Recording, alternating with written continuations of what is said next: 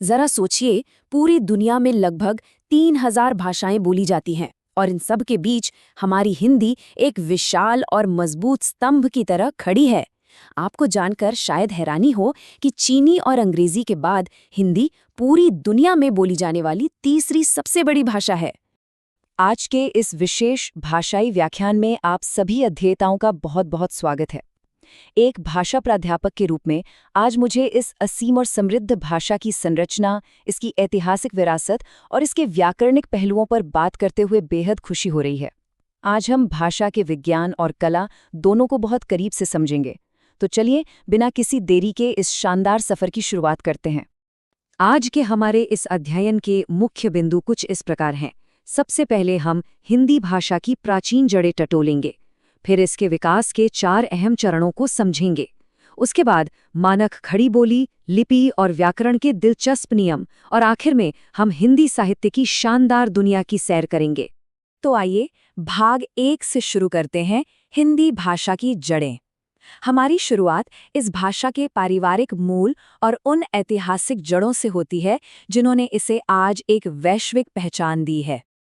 अब देखिए, हिंदी का जो जन्म है ना, वो आज से करीब 1000 ईसा पूर्व वैदिक संस्कृत से हुआ था। ये एक बहुत ही विशाल भाषाई परिवार, जिसे हम इंडो यूरोपियन या भारोपिया भाषा परिवार कहते हैं, उसका एक बेहद अहम हिस्सा है। इसकी आदि जननी यानी इसकी माँ संस्कृत ही है। उसी संस्कृत से धीरे धीरे ढलते हुए आज की हमारी इस भाषा का स्वरूप तैयार हुआ है। संवैधानिक नजरिए से देखें तो 14 सितंबर 1949 का दिन एकदम ऐतिहासिक था। भारतीय संविधान के अनुच्छेद 343 के तहत देवनागरी लिपि में लिखी जाने वाली हिंदी को संघ की राजभाषा के रूप में आधिकारिक तौर पर स्वीकार कर लिया गया था। और यही वजह है कि हम हर साल 14 सितंबर को पूरे देश में बड़े गर्व के साथ हिंदी दिवस मनाते हैं। अब आगे बढ़ते हैं भाग 2 की ओर, विकास के 4 चरण। इतिहास के पन्नों को पलटते हुए आइए समझते हैं कि कैसे प्राचीन संस्कृत ने समय के साथ आकार बदला और आज की आधुनिक भाषाओं तक का सफर तय किया। इस भाषाई सफर को अगर हम ध्यान से देखें तो सबसे पहले 1500 से 800 ईसा पूर्व तक वैदिक संस्कृत का दौर था। ये वो समय था जब चारों वेदों की रचना हुई। फिर समय आया लौकिक संस्कृत का, जिसमें रामायण और महाभारत जैसे महान महाकाव्य लिखे गए। इसके बाद बोलचाल की क्षेत्रीय भाषाएं उभरी, जैसे पाली और प्राकृत, जिनमें बौद्ध साहित्य रचा गया। और अंततः ये पूरी यात्रा एक बहुत ही महत्वपूर्ण पड़ाव तक पहुंची, जिसे अपभ्रंश कहा जाता है। अब यहाँ एक बहुत ही दिलचस्प सवाल आता है कि ये अपभ्रंश आखिर है क्या? आसान शब्दों में कहें तो ये प्राकृत का ही थोड़ा बदला हुआ और क्षेत्रीय रूप था। साथियों, यही वो सबसे निर्णायक मोड़ था जहां से दक्षिण भारत की द्रविड़ भाषाओं जैसे तमिल या तेलुगु को छोड़कर देश की बाकी सभी प्रमुख भाषाओं ने जन्म लिया। ये भाषाई इतिहास का एक ऐसा विभाजन बिंदु है जिसे समझना बहुत जरूरी है। प्राचीन इतिहास की गहराइयों से निकलकर अब हम आते हैं भाग 3 पर, मानक खड़ी बोली। यही वो आधार है जिस पर आज के समय में हमारा संचार, हमारी शिक्षा और प्रशासन टिका हुआ है। अक्सर एक सवाल पूछा जाता है कि जब हम हिंदी शब्द का इस्तेमाल करते हैं तो हमारा असल में मतलब क्या होता है? इसका बिल्कुल सटीक जवाब है मानक हिंदी, जिसका मूल आधार खड़ी बोली है। ये वही परिष्कृत और सर्वमान्य रूप है जिसका इस्तेमाल हम रेडियो पर, टीवी में और अपनी उच्च शिक्षा के लिए करते हैं। बेशक अवधी, ब्रज या मैथिली जैसी क्षेत्रीय बोलियां हमारी हिंदी की खूबसूरती को बढ़ाती हैं, लेकिन जब बात आधिकारिक कामकाज और व्यापक प्रसार की होती है तो हम इसी मानक हिंदी का ही प्रयोग करते हैं। चलिए अब इस भाषा को वैश्विक मंच पर स्थापित करने वाले कुछ बहुत ही रोचक और तेज तथ्यों पर नजर डालते हैं। भारत का पहला विश्व हिंदी सम्मेलन 1975 में नागपुर में आयोजित हुआ था। फिर 2015 में इसका 10वां संस्करण भोपाल में बहुत ही शानदार तरीके से संपन्न हुआ। और अगर साहित्य के चश्मे से देखें तो हिंदी का पहला सबसे बड़ा महाकाव्य पद्मावत को माना जाता है। इस तरह के संस्थानिक प्रयास ही तो हैं जो भाषा को लगातार जिंदा और गतिमान रखते हैं। अब एक भाषा प्राध्यापक के नाते मेरा सबसे पसंदीदा हिस्सा आता है भाग 4, लिपि और व्याकरण। आइए उन तकनीकी नियमों का थोड़ा गहराई से विश्लेषण करते हैं जो हिंदी को इतना सटीक और वैज्ञानिक बनाते हैं। अगर हम लिपियों की आपस में तुलना करें तो हम देखते हैं कि हिंदी को देवनागरी लिपि में लिखा जाता है। इसका प्रवाह हमेशा बाएं से दाएं की ओर होता है।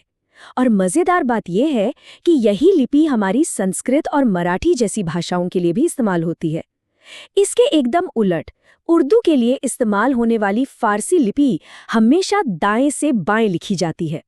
ये जो बुनियादी ढांचे का अंतर है ना, ये हमें लिपियों के मनोविज्ञान को समझने में बहुत मदद करता है।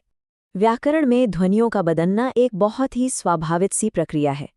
संस्कृत के जो थोड़े कड़े उच्चारण थे, वो समय के साथ साथ आम बोलचाल में सहज होते गए। मिसाल के तौर पर संस्कृत के तत्सम शब्दों का जो अक्षर अणा है, वो हिंदी के तद्भव रूपों में आते आते अक्सर न में बदल जाता है।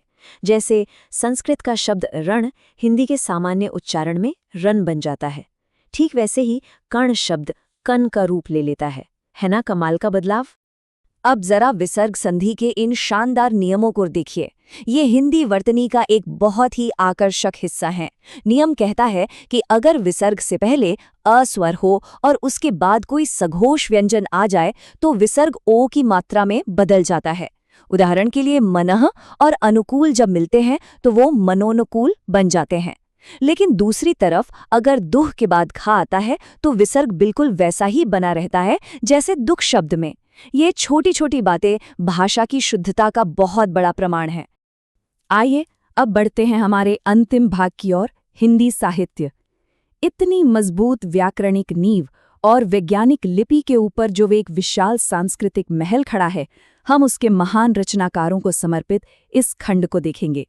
हमारे साहित्य के आसमान में कुछ ऐसे सितारे हैं जिनकी चमक कभी फीकी नहीं पड़ती।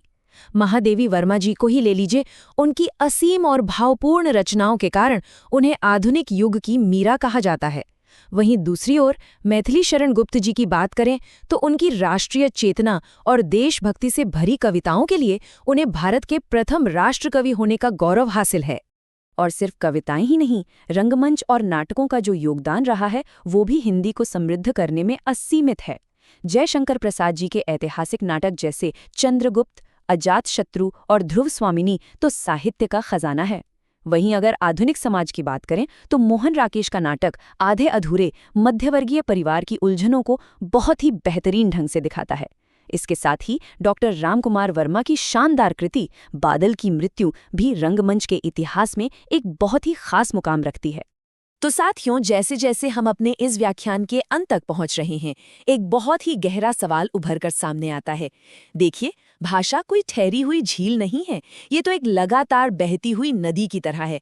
आज जो मानक खड़ी बोली हम और आप बोल रहे हैं, वो इस इंटरनेट और तकनीक के युग में रोज नए शब्द अपना रही है। तो जरा सोचिए, आज से ठीक 1000 साल बाद हिंदी की ये शानदार भाषाई नदी किस नए रूप में ध्वनि करेगी? इसका भविष्य क्या होगा? आज के इस विश्लेषणात्मक प्रस्तुति में बस इतना ही। सीखते रहिए और अपनी भाषा की इस असीम गहराई को हमेशा महसूस करते रहिए।